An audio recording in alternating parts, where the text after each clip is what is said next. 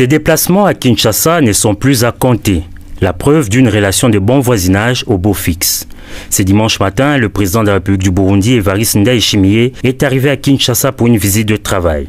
Accueilli à l'aéroport international d'Njili par le vice-premier ministre, ministre de la Défense, le président burundais a ensuite pris la direction du palais présidentiel de Mongalema, où l'attendait son homologue de la République démocratique du Congo, Félix Antoine Tshisekedi Tshilombo. Accolade, exercice du mécanisme régional de suivi de l'accord pour la paix, la sécurité et la coopération pour la RDC et la région, s'inscrit dans le cadre de consultations avec son homologue Félix Tshisekedi, en prélude au 12e sommet du mécanisme régional de suivi de l'accord prévu ce 28 mai 2025 à Kampala en République d'Ouganda, sommet durant lequel Evariste Ndayishimiye passera le règne de la présidence du dit mécanisme, indique un communiqué de la présidence du Burundi. Cet accord vise à promouvoir la paix, la sécurité et la coopération en RDC et dans la région des Grands Lacs. Urgent, urgent, urgent, c'est gâté. La nouvelle vient de tomber.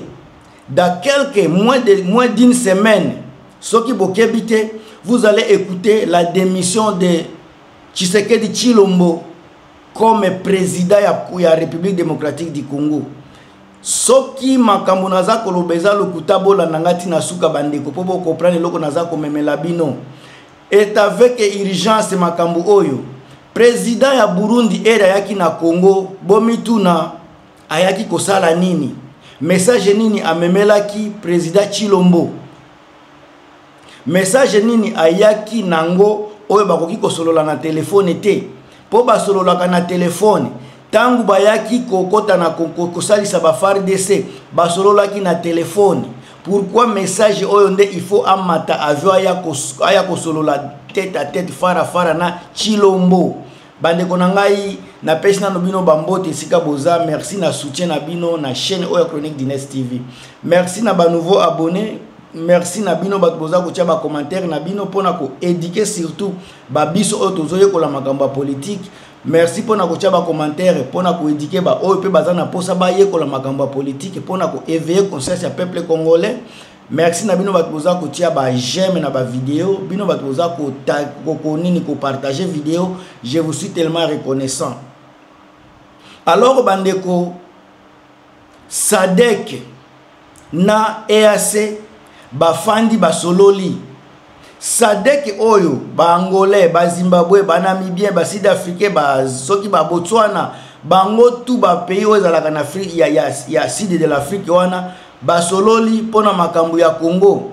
Bozomona président ancien président ya Afrique du Sud Thabo Mbeki de temps en temps azako solola ba makambo zako bo Congo et puis auti ko solola lisusu après ndeko na biso oyo Augustin Kabuya Thabo Mbeki ekoloba makambo ya division tribal na régionalisme yango mutezo sala kimia epa na biso e zalati batu ya EACP ba Tanzanie ba Kenya ba Uganda ba Rwanda sona ba Ethiopie bango pe bafandi ba sololi yango basali communiquer à commun po ba kende koyebisa na Tshisekedi ke yende aza problème mais moi batinde la EP message zate pona ba fuite yango bomona ki le seul président oya sololaka na Tshisekedi na Afrique centrale soki bozu Afrique na ba pays nyonso ya Afrique ya wana koloba ezaka ka président ya Burundi yango yem mutazalaki délégué ya Afrique ya Sadek na EAC komemela Tshisekedi message ya ko démissionner parce que yende aza problème ya déstabilisation ya Afrique centrale yende aza problème ya déstabilisation ya Congo.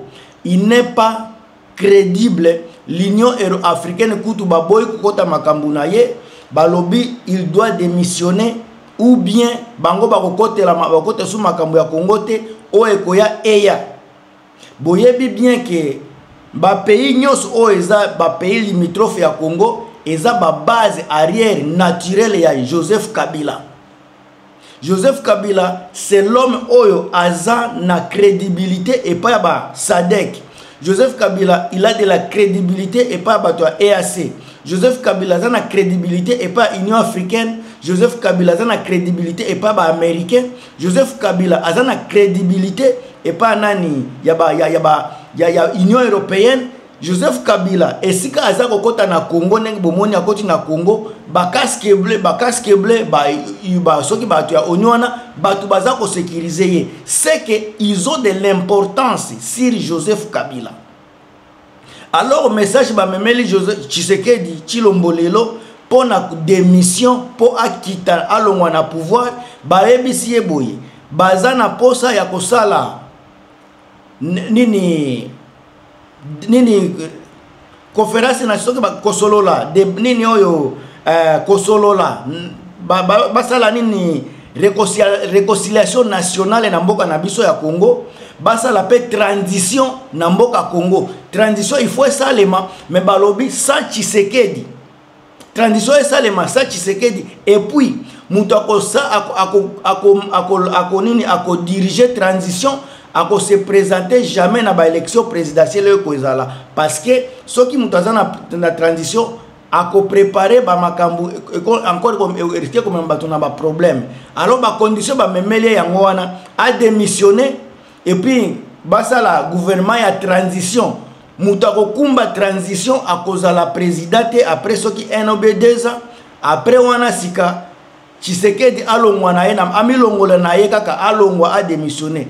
Mais Tshisekedi bomoni aza male akende ko kutana na soki mundele moko boy soki apostolique soki apostola akutani na ye toujours pona kolukisa ba mascarade ko lakisa ke aza na volonté ko sala ba négociation, mais négociation oyo baza kolobela ezali susu na effet na minute oyo négociation et si esili plus de négociations avec Tshisekedi et comme tango na ye ko démissionner basoki a démissionné parce que azalaki eli bakosa la transition na président oyo ko se présenter te na ba élection. Alors yango ne message ba memeli Tshisekedi IDPS tasio ça va bino babani ba mawelisa ba flatteur ba papa mibimba bokoma ba flatteur.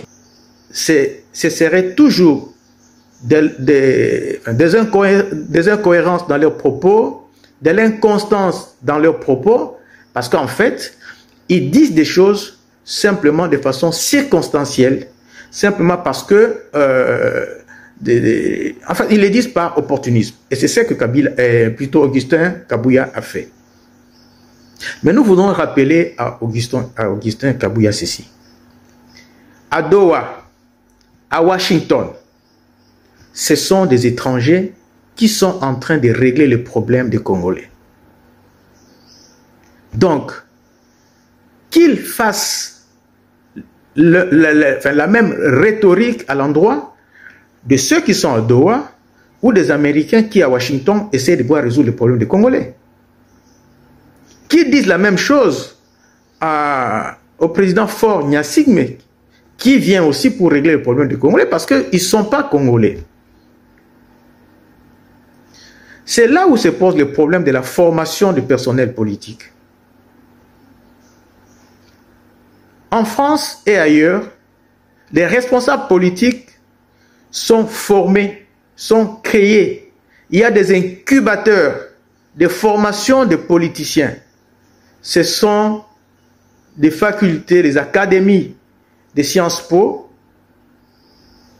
Ce sont les écoles, les grandes écoles d'administration où on forme des hommes politiques, où on leur explique c'est quoi une idéologie, c'est quoi une conviction politique, c'est quoi une cohérence politique. Mais tant qu'on n'aura pas mis des critères pour pouvoir recruter le personnel politique, on aura toujours droit à ces genres de dérives. Et maintenant que le gouvernement congolais est en train de négocier avec les Américains pour un partenariat économique et sécuritaire, et que l'une des personnes les plus influentes dans cette négociation-là, c'est Elon Musk, qui est américain mais d'origine sud-africaine. Qu'est-ce qu'il peut penser quand il entend ce genre de propos de la part d'un responsable politique du gouvernement congolais? Évariste Bochab, Okoma flatteur. Lambert Mende, Papa Mobimba, ba flatteur. mais lelo bomoni esika boza kosuka bobebisi mboka bopiller ba minéraux bopiller ba trésor public bocréer division au sein de la population oyo batu baza nango posa te yango bino boza kosala lelo Tshisekedi oza lisusu na valeur ete oza lisusu mutu bakochela espoir ete oza ko créer division batu na yo baza ko créer ba message ya division tomoni président moko boya ba swahiliphone azalaka na Kivu auti kosala vidéo ya mécontentement vis-à-vis na ba discours ya Augustin Kabouya. Ce qui n'est pas bien, ce qui n'est pas normal, toza toujours kolobela chaque jour que division au boza ko créer na Congo et risquer ko créer ba makambo ebele. Et pour terminer, nous voulons rappeler à Kabouya que les notions de nationalité, notions de citoyenneté, de patriotisme ne sont pas liées à une génétique mendélienne. Ce ne sont pas des notions qui sont liées à la biologie ou à la physiologie. C'est des notions simplement juridiques. C'est des notions juridiques. Mais ça, malheureusement... Surtout, bino batu boza kolobela yango, et risquer comme mabino na ba place ya mabe. Et risquer comme mabino place ya mabe. Ba communauté internationale baza kotala bino. Communauté internationale baza kokoma makambo boza kosala. Vous risquez gros bino bantu boza kozwa caméra neti place na bino ya kosakana. Ba message boza ko bimisa boza ko filtrer te boza ko loba o ezoya na mutu na bino ba message wana eza kotikala ata bosengi pardon lobi ba message wana eza kotikala eza ba message ya division bino ba constant soki ba Augustin Kabouya vous allez payer plus ba pasteur Gouli lelo boza ko seka ça va vous coûter cher bino na ba famille na bino un jour boko ya komikuta boza na ba prison ba famille na bino bako telenga na libanda bokolela bande konanga naza ko ebisa bino bokolela avec ba pression oboza kotia ya discrimination siri bato ndeko na biso na ko benga epende ko parce que c'était un africain président ya Burundi asi apesi message na ye bomona kipe azongi message oza na elongi ya Tshisekedi na entourage na ye eza message ya souci ya stress ya désolation parce qu'ils ont échoué sur tout et à tout. Wana gouvernement ya Sony, gouvernement ya Nzala, bango baza kufinga batu, ba opposa ya Nzala, bango nde ba gouverneur ya Nzala, ba dirigeant ya Nzala, baza koya pona koyiba bambongo na biso, baza ko piller mboka na biso, lelo soki batu baza kolela. Soki batu baza ko kende classe te, batu baza ko kufa na ba hôpitaux. La corruption est commis exagérée, c'est parce que bango batu baye na buzo bawana baye ko bebi c'est la biso Congo. Message oyo eza vrai, eza juste, eza honnête. Botu na batu ya Tshisekedi soki président ya Burundi yaki koloba nini yo. Botu na batu ya IDPS batu baye koloba nini yo. À partir ya Burundi ya président ya Burundi wana Tshisekedi akokipe ko démissionner. À partir de la réunion ya ba SADC, à partir de la réunion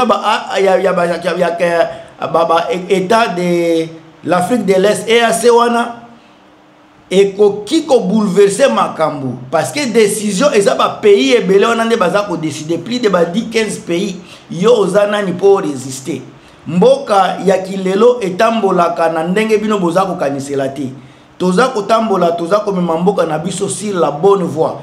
Po bonne voie wana tozala na kati ekosenga Tshisekedi na groupe na mobimba balongwa po mboka na biso kende liboso tanki bakozala na kiti wana mboka na biso kobanda toujours kolela population bakozala toujours ya ko souffrir lelo ekomi tango ya esengo komona ete dans une semaine Tshisekedi akolapa akoya ko démissionner yemoko ako resign o ndenge balobaka et puis tokozala na gouvernement ya transition oyo kosalema na mutu oyo komema biso na ba élection. Vive la République démocratique du Congo, vive Joseph Kabila, vive PPRD, vive Corneille Nangaa, vive Bertrand Bisimwa, ba Willy Ngoma bino nyoso toche bino penza maboko. Bo continuer ko diriger ko lutter contre ba dictature o tozomona na Congo. On espère que lobby tokomona minda tokomona esengo tokobanda koseka parce que ba salaire ekofutama ba hôpital ekozala fonctionnel ba école ekozala ekobimisa ba tête oyo ba ko diriger mboka lobi ngam tunabino Gilmas na lobi pe na silisi ya ngai